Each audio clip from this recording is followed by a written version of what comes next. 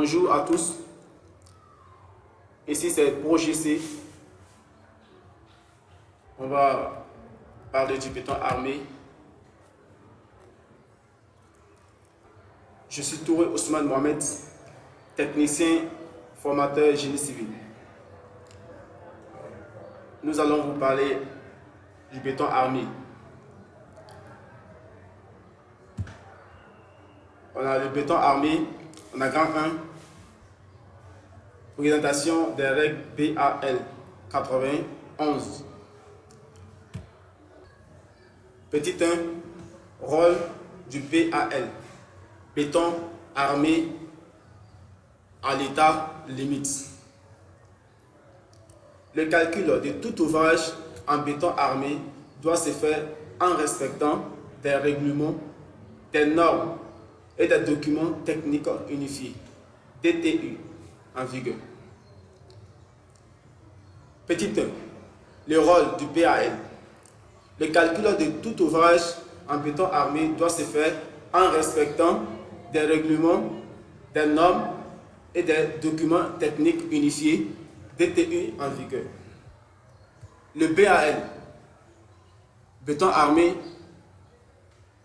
aux états limites, est le document qui nous définit les règles techniques pouvant nous permettre donc de concevoir un ouvrage en béton armé, calculer les différents ouvrages élémentaires de la structure en béton armé. Exemple, les semelles, poteaux, dalles, escaliers, etc. Vérifier les dimensions des ouvrages à réaliser. Justifier le choix des matériaux à utiliser. Respecter les dispositions constructives. Domaine d'application.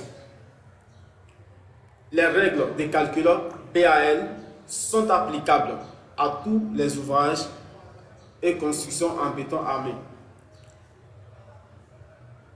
Ne sont pas concernés par ces règles les éléments armés de profilés laminés et les structures mixtes acier-béton. Des ouvrages pouvant faire l'objet des règles particulières auxquelles il est alors fait référence. 3. Notion d'état limite. En construction, un état limite est celui qui satisfait strictement aux conditions prévues sous l'effet des actions, force, moment ou couple, qui agissent sur la construction ou l'un de ces éléments.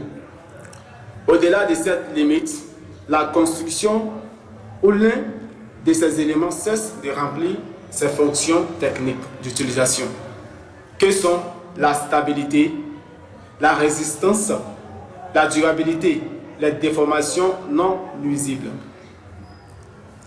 4. Les différents états limites en construction. Il existe deux états limites en construction. L'état limite de service, ELS, et l'état limite ultime, élu. 4.1. État limite ultime. Élu. Le dépassement de ces limites entraîne la ruine de l'ouvrage. Ce sont l'état limite d'équilibre statique, stabilité de construction, non glissement, non renversement. L'état limite ultime de résistance, capacité portante des matériaux constitutifs, non rupture par écrasement ou par allongement excessif. L'état limite de stabilité de forme. Pas d'instabilité, pas de flambement pour les poteaux, par exemple.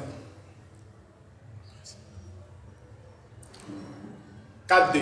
Les états limites de service, ELS.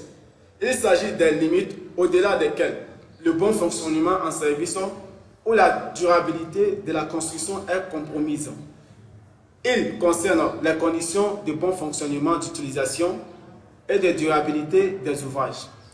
Elle correspond en pratique à limite de compression du béton, contrainte de la compression, bornée par le règlement BAL. Limite de déformation. Limitation des flèches. Limite d'ouverture des fissures pour éviter la corrosion trop rapide des aciers. 5.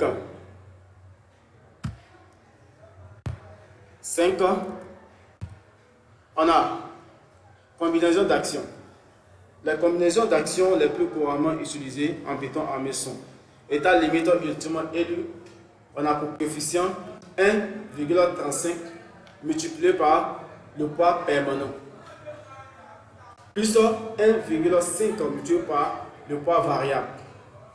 État limite de service ELS. Ici, on a seulement que le poids permanent et le poids variable. Nous avons parlé du rôle de BAL. On a aussi parlé du domaine d'application du BAL. On a parlé aussi de la notion d'état limite et les différents états limites en construction. Pour finir, on a parlé de la combinaison. À tous ceux qui ne sont pas abonnés, de s'abonner et de partager cette vidéo massivement pour aider les autres frères. Et au revoir pour la prochaine vidéo.